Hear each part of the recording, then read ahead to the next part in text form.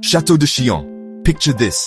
A castle perched dramatically on a rocky island, waves of Lake Geneva lapping at its base, the snow-capped Alps looming behind.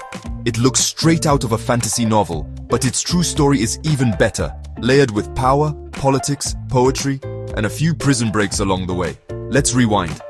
Long before it became a tourist hotspot, this exact spot was a Bronze Age outpost.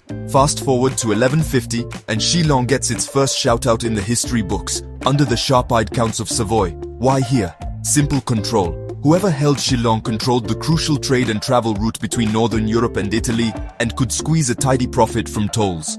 Through the 12th to 16th centuries, the Savoy dynasty transformed Chillon from a simple fortress into a lavish stronghold and summer palace. Peter II of Savoy was the real game changer.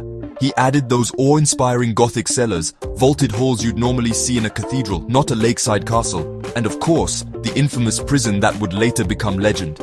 Speaking of prisons, let's talk about François Bonivard. Imprisoned here for 6 years, his ordeal inspired Lord Byron, who visited in 1816 and famously carved his name into the dungeon wall.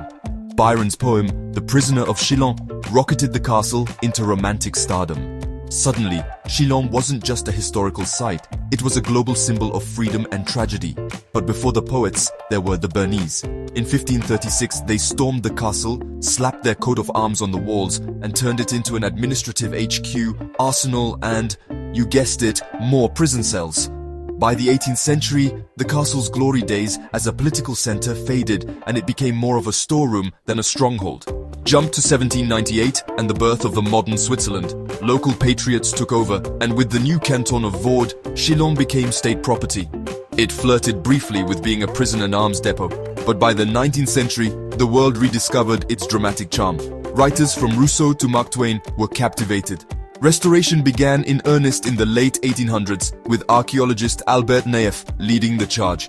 He uncovered everything from medieval graffiti to ancient artifacts, now split between the castle and museums in Lausanne. Today, Chillon is Switzerland's most visited historic monument.